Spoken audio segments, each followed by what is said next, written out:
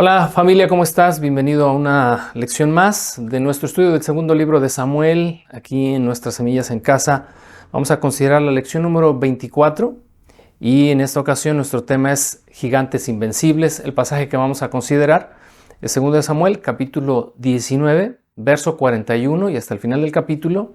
Y del capítulo 20 vamos a continuar hasta el verso 26, es decir, todo el capítulo 20. Nuestro versículo clave será el verso 22, que dice así: Enseguida la mujer se dirigió a todo el pueblo con su sabio consejo, y le cortaron la cabeza a Seba y se la arrojaron a Joab.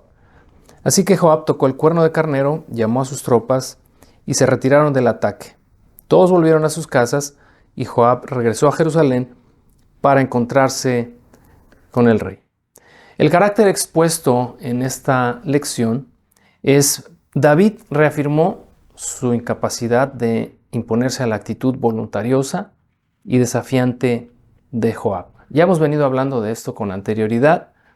Todavía nos quedará una o dos ocasiones más en las que hablaremos de este personaje tan interesante en el desarrollo de la vida de David, de su reinado y de cómo ejerció o cómo faltó, ¿verdad?, que ejerciera más autoridad sobre él.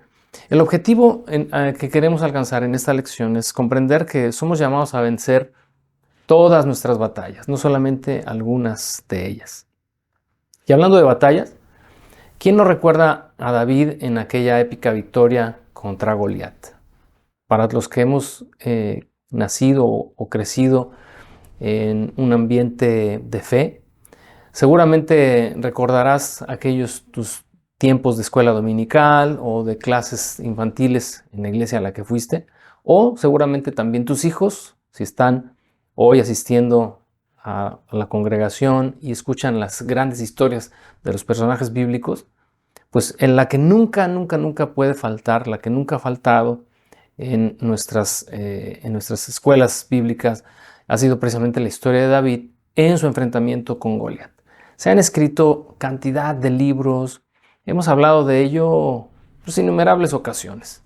¿Qué te puedo decir de todo lo que he escuchado acerca de ese momento en el que David, con escasos tal vez 15, 16 años, tomando una onda, unas piedras de arroyo y enfrentándose a este gigante de casi 3 metros de estatura, con una experiencia en guerra increíble, con una ferocidad, una bravura pues singulares y obviamente que obedecen o que obedecían a su gran tamaño. Entonces, esa historia, ¿verdad?, se volvió de alguna manera ícono en la vida militar de David. Y no solamente recordamos eso, también a David se le recuerda o se le menciona siempre por ser un hombre, o que fue un hombre conforme al corazón de Dios. Dios dio testimonio acerca de esto, ¿no?, de que David sería un hombre conforme a su corazón, y hemos también pues profundizado mucho en el significado de estas palabras y en las implicaciones de esta expresión. Pero también se le recuerda como el dulce cantor de Israel, compositor de tantos salmos que tenemos hoy precisamente en nuestro libro de los Salmos, aunque no todos son de David, una gran mayoría sí corresponden a su autoría. En fin, David trascendió la historia por muchas de estas hazañas, entre tantas. Pero también David tuvo gigantes a los cuales nunca pudo vencer. Y de eso es de lo que vamos a hablar el día de hoy. Uno de esos gigantes a los que David nunca logró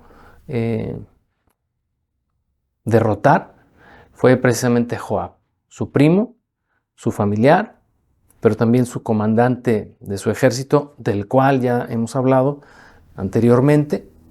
Y quisiera, antes de entrar en materia, que recordáramos algunas de las palabras que David dijo acerca de este hombre, Joab y sus hermanos. Y nos vamos a remitir al capítulo 3. Acompáñame allá. Vamos a leer el verso 29 y el verso 39. Joab y su familia son los culpables.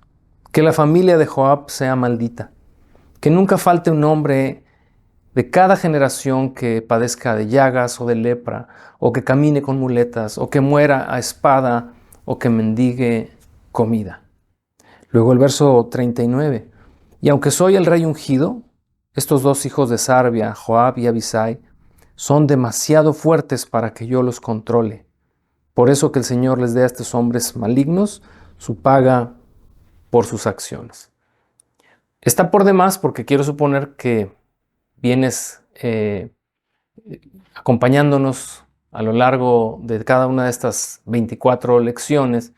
Y ahí en el capítulo 3, en el contexto, solamente para refrescar tu memoria, tenemos un acto perverso y un acto también pues degradable en la vida de Joab, porque David está tratando de llegar a un acuerdo con Abner debido a esta división que se hizo del reino entre Israel y Judá. Y como Abner pone a Isboset, hijo de Saúl, como rey sobre las tribus de Israel, mientras que David es coronado como rey en las tribus del sur, es decir, sobre Judá.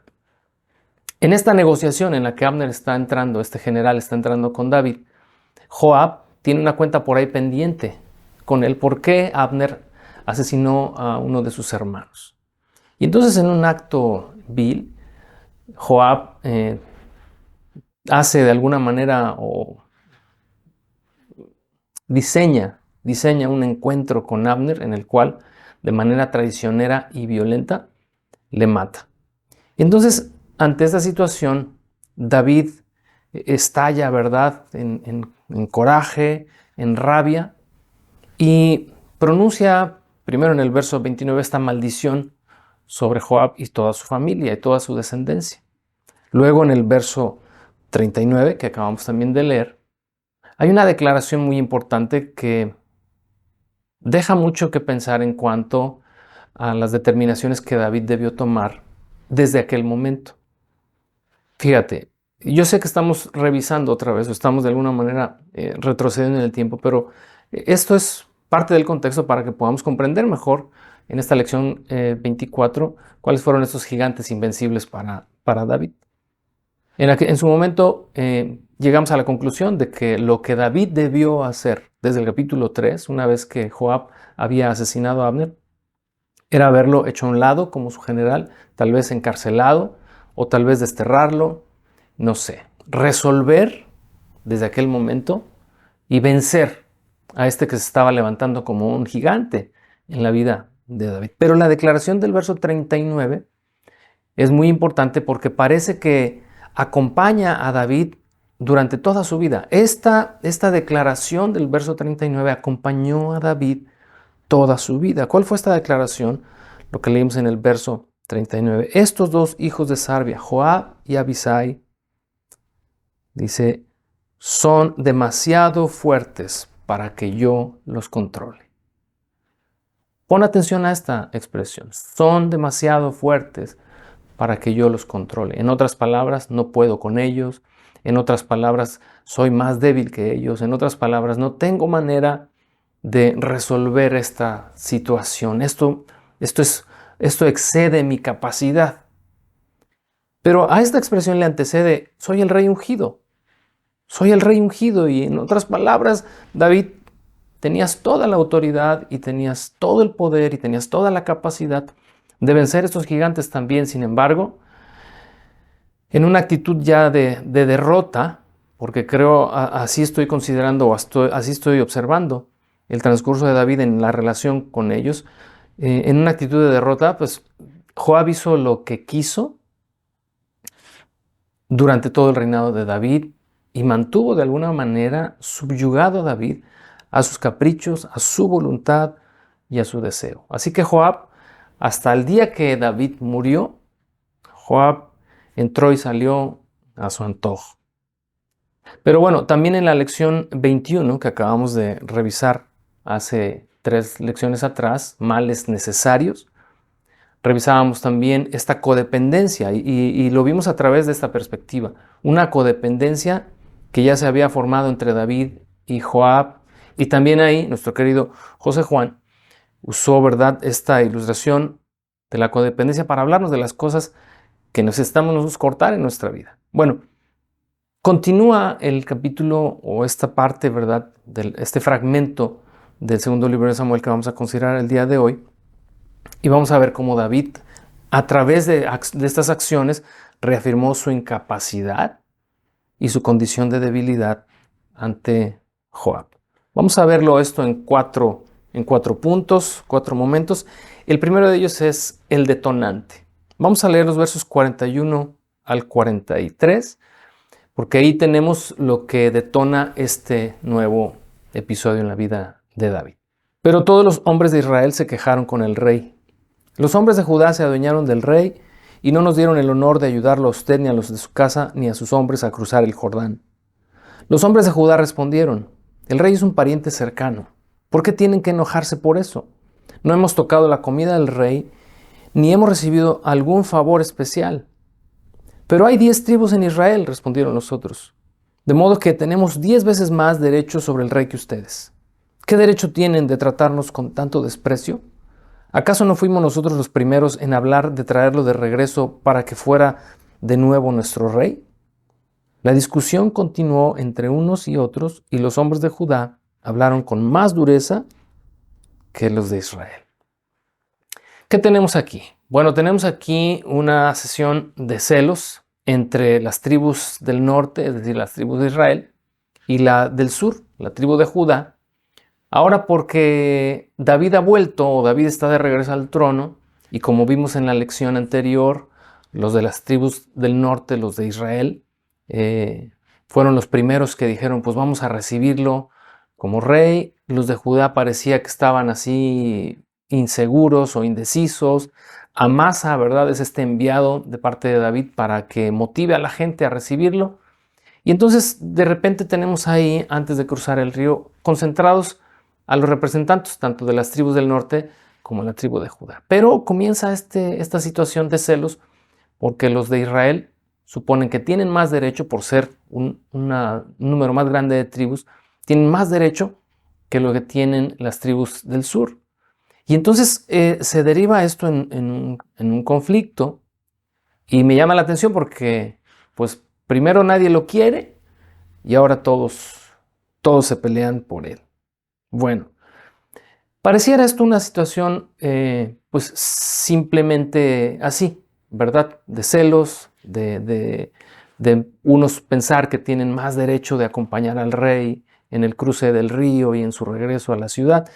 Pero en realidad es un detonante de una situación mucho más complicada. Y eso nos lleva al punto número 2, el problema. Recuerda, esta situación solamente activa una situación mayor. ¿Cuál es el problema? Vamos al capítulo 20 y vamos a revisar cuál es el problema en los versos 1 al 3, que dice así. Sucedió que había un alborotador allí de nombre Seba, hijo de Bicri, un hombre de la tribu de Benjamín. Seba tocó un cuerno de carnero y comenzó a repetir: abajo la dinastía de David. No nos interesa para nada el hijo de Isaí. Vamos, hombres de Israel, todos a sus casas. Así que todos los hombres de Israel abandonaron a David y siguieron a Seba, hijo de Bicri. Pero los hombres de Judá se quedaron con su rey y lo escoltaron desde el río Jordán hasta Jerusalén.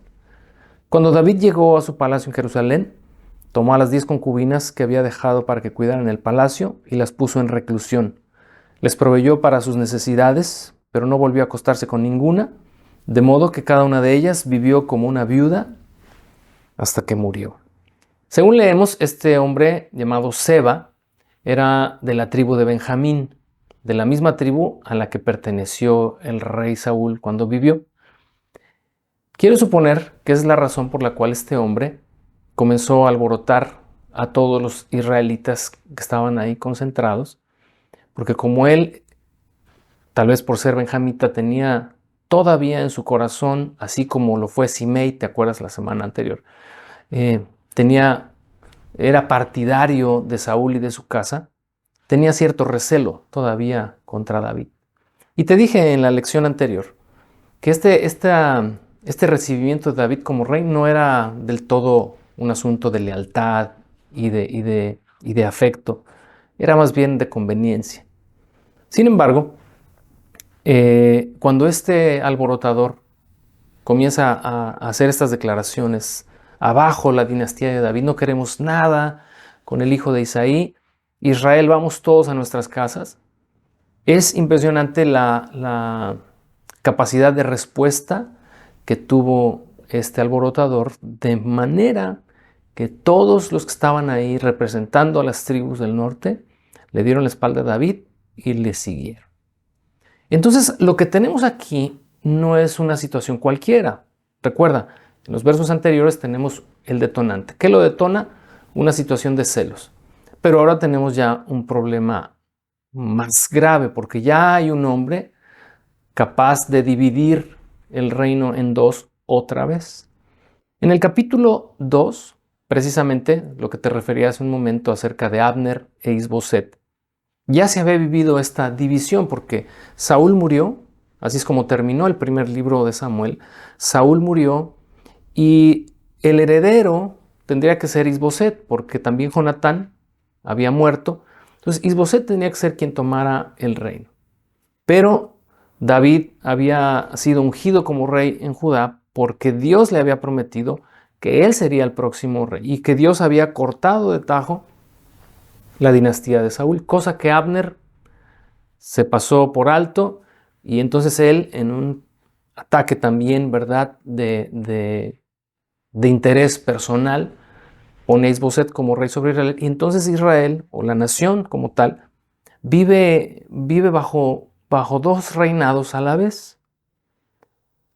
Esta escena que tenemos acá en el capítulo 20 parece como querer evocar otra vez la misma situación. Cuando lleguemos al libro de los Reyes y veamos después de la muerte de Salomón, ahora el hijo de este también vuelve a tener o a hacer cosas que hacen que el pueblo otra vez se vuelva a dividir, y esta división sí dura por mucho tiempo, muchos siglos, la división entre las tribus del norte y las del sur. Por eso cuando leas el libro de los Reyes te encontrarás que fulano de tal fue rey sobre Israel, y luego dice, y fulano de tal fue rey sobre Judá. Porque así se mantuvieron como dos reinados, siendo en realidad una sola nación. Así que lo que tenemos acá, en esta revuelta y en esta indiferencia de los de Israel para con David, tenemos la posibilidad, o al menos David está considerando que hay una posibilidad de más guerras, hay derramamiento de sangre de por medio, y también hay una vulnerabilidad hacia el exterior. Porque una nación dividida no podría prosperar. Una nación dividida no tendría la misma fuerza para repeler el ataque de los enemigos. Así que el problema es un problema mayor. Punto número 3, la solución. Versos 4 al 6. Luego David le dijo a Amasa, moviliza al ejército de Judá dentro de 3 días y enseguida preséntate aquí. Así que Amasa salió a notificar a la tribu de Judá, pero le llevó más tiempo del que le fue dado. Por eso David le dijo a Abisai, Seba, hijo de Bicri, nos va a causar más daño que Absalón. Rápido, toma mis tropas y persíguelo antes de que llegue a alguna ciudad fortificada donde no podamos alcanzarlo. Bueno, parece que el viejo león volvió a despertar. Parece que el guerrero que había estado de alguna manera encapsulado vuelve a ser liberado.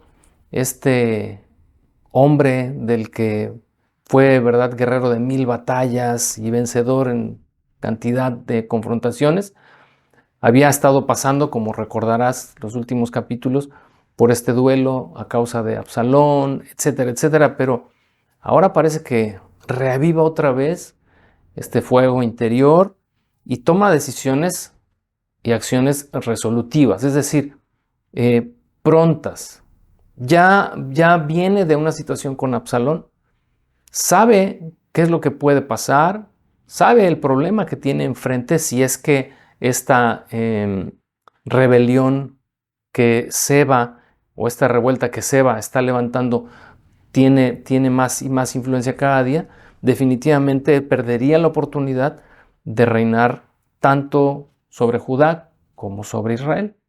Entonces toma acciones, pues como las debió tomar toda la vida y como las debemos tomar tú y yo siempre.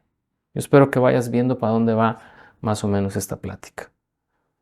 Pero David vio en Seba un gigante al cual no había que darle oportunidad ni siquiera de extenderse un poquito más. Fíjate, cuando uno recuerda la historia de David y de Goliat, Es interesante, también ya lo revisamos, puedes buscar la lección del primer libro de Samuel y escuchar los comentarios que hicimos en su momento, pero David no dejó que este hombre hablara tanto, ni dejó pasar mucho tiempo. Cuando él llegó, escuchó todo lo que vociferaba, preguntó quién es para hablar así contra las huestes del Señor de los ejércitos, y entonces rápido va con Saúl y dijo, yo lo voy a matar, yo lo voy a derrotar, toma su honda, toma sus piedras.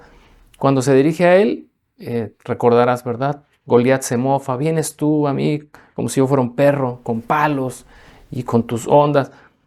Y entonces la declaración de David, ¿verdad? Dijo, yo vengo a ti en el nombre de Jehová de los ejércitos, tomó su onda, la tiró, golpea entre sus ojos, cae al suelo y David no se detiene, toma la misma espada de Goliat y con esa le corta la cabeza. Digo, es un resumen de aquel momento. Esa es una actitud resolutiva. Vas a arrancar el problema de raíz. Bueno, aquí Seba es un gigante. Es un gigante en potencia. Es una amenaza en potencia. Y entonces David actúa como cada uno de nosotros debe actuar cuando percibimos en nuestra vida que hay cosas que pueden convertirse en gigantes, a los cuales hay que matar de inmediato. Ahora, en este episodio que acabamos de leer, hay algo interesante para observar. Número uno, que Amasa, primo de David, así como lo era Joab, ya había sido nombrado su capitán y ahora se le delega esta tarea de Amasa, esta será tu primera misión. Quiero que vayas aquí con Judá y que me levantes un ejército y que vayas detrás de este hombre y lo mates. Y le da 3 días, le da un plazo de 3 días. ¿Cuáles son las razones por las cuales Amasa no pudo llegar a tiempo? No lo sabemos. Podemos hacer más de una especulación. Tal vez porque los de Judá, todos los soldados, todo el ejército de Judá, pues recién estaba entendiendo qué estaba pasando porque Absalón había sido muerto. Ahora nos piden que vayamos a perseguir a los mismos de los nuestros, pero ahora son los israelitas. No sé, pudiéramos hacer muchas conjeturas. El punto es que Amasa no llegó a los 3 días. Y como David necesita resolver esto ya y pronto, acude a Abisai, hermano de Joab. Ya no acude a Joab. La semana pasada, en la lección anterior, en la lección número 23, te dije que dejaremos pendiente un verso que en su momento leímos, y es precisamente en el verso 13 del capítulo 19, que dice así. Además, David les pidió que le dijeran a Amasa, como eres de mi misma sangre, al igual que Joab, que Dios me castigue y aún me mate, si no te nombro comandante de mi ejército en su lugar. Cuando David está regresando a Jerusalén, te lo mencioné hace un momento, los de Judá no salieron a recibirlo. Y entonces Amasa es delegado para esto. Ve, convoca a los representantes de Judá, anímalos a que vengan y me reciban. O sea, no es solamente el hecho de salgan y recíbanme con bombo y platillo, sino lo que esto implicaba. El hecho de que salieran a recibirle implicaba de que estaban nuevamente a su entera disposición, a su servicio, y que le juraban nuevamente lealtad. Eso es lo que representaba el salir a recibirlo.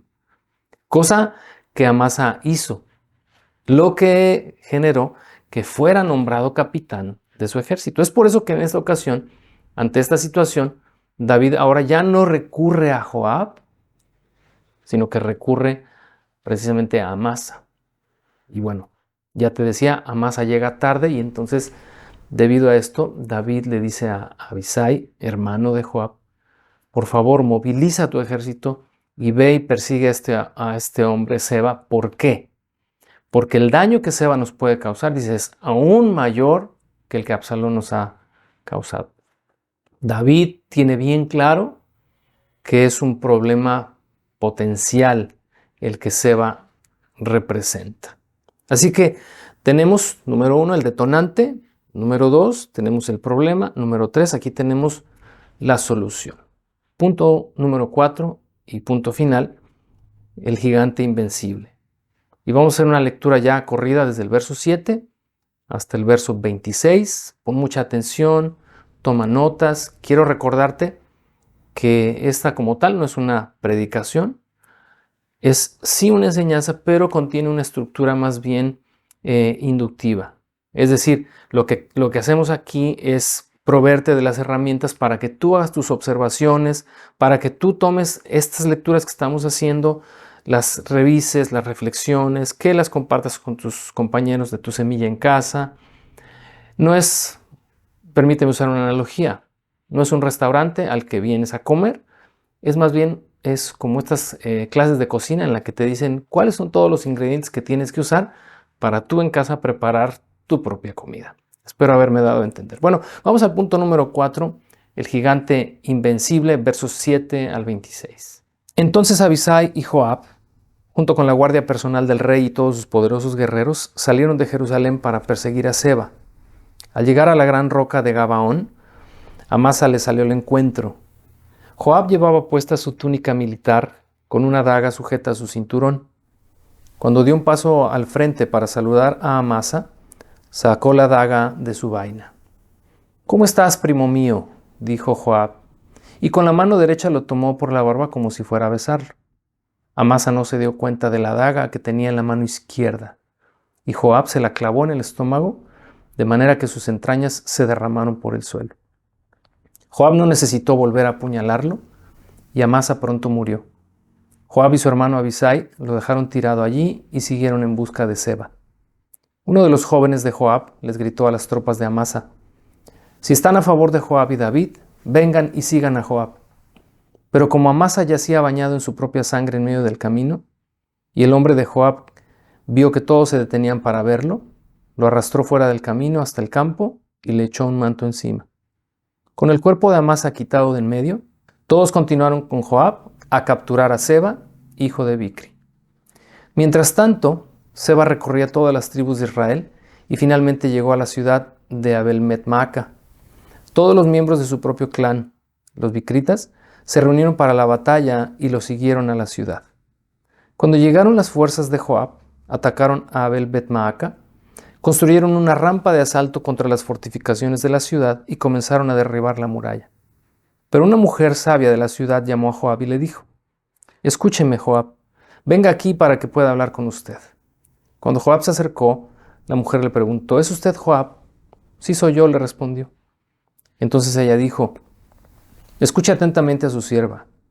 «Estoy atento», le dijo. Así que ella continuó: «Había un dicho que decía: si quieres resolver una disputa, pide consejo en la ciudad de Abel. Soy alguien que ama la paz y que es fiel en Israel. Pero usted está por destruir una ciudad importante de Israel. ¿Por qué quiere devorar lo que le pertenece al Señor?». Joab contestó: «Créame, no quiero devorar ni destruir su ciudad. Ese no es mi propósito. Lo único que quiero es capturar un hombre llamado Seba, hijo de Bicri, de la zona montañosa de Efraín, quien se rebeló contra el rey David. Si ustedes me entregan a ese hombre, dejaré a la ciudad en paz». «Muy bien», respondió la mujer, «arrojaremos su cabeza sobre la muralla». Enseguida la mujer se dirigió a todo el pueblo con su sabio consejo, y le cortaron la cabeza a Seba y se la arrojaron a Joab. Así que Joab tocó el cuerno de carnero, llamó a sus tropas y se retiraron del ataque. Todos volvieron a sus casas y Joab regresó a Jerusalén para encontrarse con el rey. Ahora bien, Joab era el comandante del ejército de Israel, Benaía, hijo de Joiada, era el capitán de la guardia personal del rey, Adorinam estaba a cargo del trabajo forzado, Josafat, hijo de Ahilut, era el historiador real, Seba era el secretario de la corte, Sadoc y Abiatar eran los sacerdotes, e Ira, un descendiente de Jair, era el sacerdote personal del rey. ¡Qué historia! Y de alguna manera es a todas luces una historia siniestra, un momento, otro momento complicado en la vida de Joab. Quiero que hagamos memoria de lo que acabamos de leer y consideremos lo siguiente. En primer lugar, Joab no fue requerido para esta misión. Lo fue su hermano Abisai. ¿Cómo es que Abisai hace llegar a Joab esta noticia? No lo sabemos, pero pues es obvio. Era su hermano. Los dos eran personas eran hermanos, pero no por eso tenían que ser muy unidos. Pero estos dos eran muy, muy unidos, así como lo fueron con aquel a quien Abner mató. Estos hijos de Sarbia eran implacables. Estos hijos de Sarbia eran resolutivos. Respondían simplemente con ferocidad ante cualquier situación y trataban de resolver las cosas sin pensarlo. Actuaban y luego pensaban. Bueno, esta ocasión fue exactamente igual. Joab va juntamente con Abisai, pero por lo que el pasaje nos brinda, o lo que alcanzamos a ver, la influencia de Joab parecía ser aún mayor que la del mismo Abisai. A pesar de que Joab ya no había sido requerido en esta ocasión, la influencia de Joab sobre el ejército, sobre las personas, es bastante grande. Vamos entendiendo la declaración, ¿verdad?, de David de estos dos hijos de Sarbia son más fuertes que yo, no puedo con ellos. En segundo lugar, en este encuentro que tiene Joab con Amasa, porque recuerdas, Amasa viene de convocar a los de Judá, viene tarde, pero ya va llegando. Joab va saliendo junto con Abisai y con parte del ejército también o de la guardia personal. Cuando se encuentra a Amasa, Joab ve la oportunidad perfecta para deshacerse de su oponente, que era también su primo. David, Joab, Abisai, Amasa, todos ellos eran familia cercana. Pero los intereses de Joab estaban mucho, mucho, mucho más allá de la sangre, de la condición, ¿verdad?, familiar. Así que en un acto totalmente alevoso y traicionero, se acercó a Amasa y le preguntó: ¿cómo estás, primo? Y Amasa, ¿verdad?, ni cuenta se dio que Joab ya había tomado con su mano izquierda la daga, y entonces le toma de la barba como si fuera a darle un beso y le apuñala. Pero no fue cualquier apuñalamiento. Dice que sus entrañas se derramaron en tierra porque fue un corte perfecto. Me hizo recordar la manera en la que también Joab mató al general Abner. Y por estas dos muertes, Joab fue responsable delante de Dios y delante de David toda su vida. Ya hablaremos de ello en Primera de Reyes capítulo 2. Pero me hizo recordar también aquel momento en el que David dio la instrucción a todos: cuando atrapen a Absalón mi hijo, tráiganlo vivo. No pongan una mano sobre él.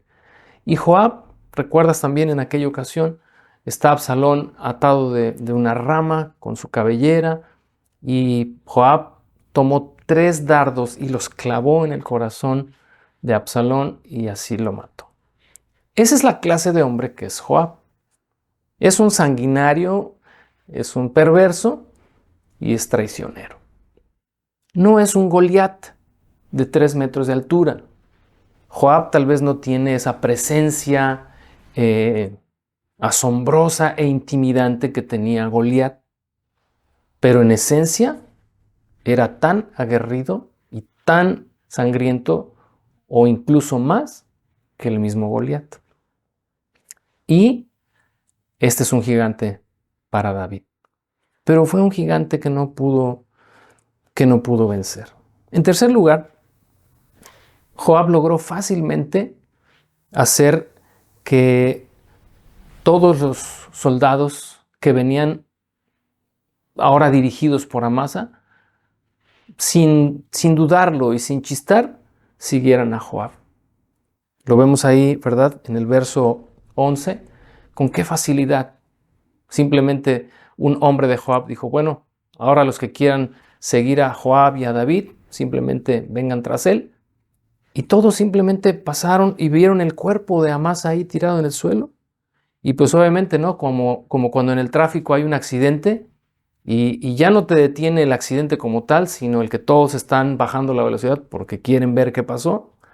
Bueno, es exactamente lo mismo. Y entonces parece que las tropas todas iban retrasando el paso hasta que alguien de Joab, del ejército de Joab, viene y toman el cuerpo de Amasa, lo tiran en el camino, un lado del camino, ponen un manto sobre él y entonces ya las tropas comenzaron a avanzar. Esa era la clase de influencia que tenía Joab sobre el pueblo, sobre los soldados. Número 4, lo que observamos en este momento es que finalmente Joab resuelve el problema. David, ¿recuerdas? En el punto número 2, tiene un problema muy grande, Seba y su revuelta. Bueno, Joab lo resolvió sin derramar una gota de sangre. Ya viene de regreso, después del encuentro con esta mujer sabia de esta ciudad de Abel, ya viene con la cabeza de Seba por ahí en algún morral y ha resuelto el problema para David. Número 5. Regresa, dice ahí el verso 22, para encontrarse con el rey. Pensando y reflexionando en esto, en este regresar a David y las implicaciones de esto, porque el verso 23 comienza diciendo, ahora bien, Joab era el comandante del ejército de Israel, de todo Israel. Joab vuelve a tomar su lugar otra vez, porque viene de haber dado una solución grande a David y de alguna forma vuelve otra vez a comprometer a David a ponerse a su servicio, al ponerse a su servicio. De esto hablamos ya en la lección 21, de esta relación codependiente. Pero yo quiero hoy que veamos esto desde otra perspectiva, ¿no? Joab siendo un gigante que David no pudo vencer.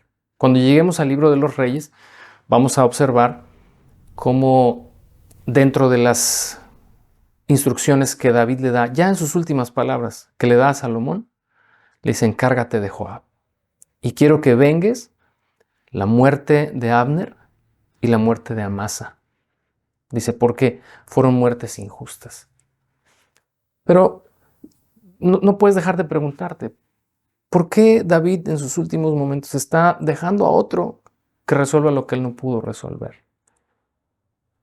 Y esto ya para cerrar nuestra reflexión, porque ya revisamos la historia, pero tenemos que hacer nuestras propias aplicaciones y esto, ¿verdad?, nos va a servir para la discusión en nuestros grupos en casa. ¿Qué clase de gigantes hay en tu vida que no has logrado vencer? Tal vez tienes batallas épicas, victorias enormes a lo largo de tu vida cristiana, que de alguna manera se han vuelto como un icono para ti. Es que logré vencer esto, aquello, no sé. Tú haces tu recuento y dices que yo antes era esto y ahora no soy así. Has vencido tus propios gigantes. Pero puede que tengas un Joab al que no has logrado vencer. Y esto puede ir desde una actitud, un hábito, una situación, una condición, no sé. Yo quiero simplemente que vayamos hoy a la reflexión en cuanto a esto. Hay un Joab en mi vida, hay algo a lo que estoy de alguna manera subyugado. Es que es impresionante que David, siendo rey y teniendo toda la autoridad, vivió a merced de la voluntad y del capricho de Joab siempre, hasta el día de su muerte. Por eso el título de esta lección es Gigantes Invencibles. Pero no dejemos, ¿verdad?, o no pasemos por alto esta declaración que leímos en el capítulo 3 que hizo David. Estos son más fuertes que yo, no puedo con ellos. A mí me suena a una derrota ya anticipada, a un fracaso ya resuelto en el corazón de David. Y hay muchas cosas, o hay muchos Joabs, muchos gigantes en nuestras vidas, a los que nosotros consideramos como, bueno, yo ya entendí que esto siempre va a ser más fuerte que yo, que no lo puedo vencer. Y te acostumbras a vivir con ello. Ya estoy como metiéndome un poquito en el tema de la lección 21, ¿verdad? Relación codependiente. Pero llevémoslo a la discusión, llevémoslo al análisis, pero sobre todo, llevémoslo en oración a Dios. Porque el objetivo de esta lección, como lo plasmamos desde un inicio, es que debemos entender que somos llamados a vencer en todas nuestras batallas y no solamente en algunas, que somos llamados a derrotar a todos nuestros gigantes, no solamente a algunos, no solamente aquellos que son visibles como Goliat y que son evidentemente contrarios, sino también aquellos que conviven con nosotros, como es el caso de Joab, aquellas cosas que conviven en nuestro corazón, que somos llamados también a derrotar.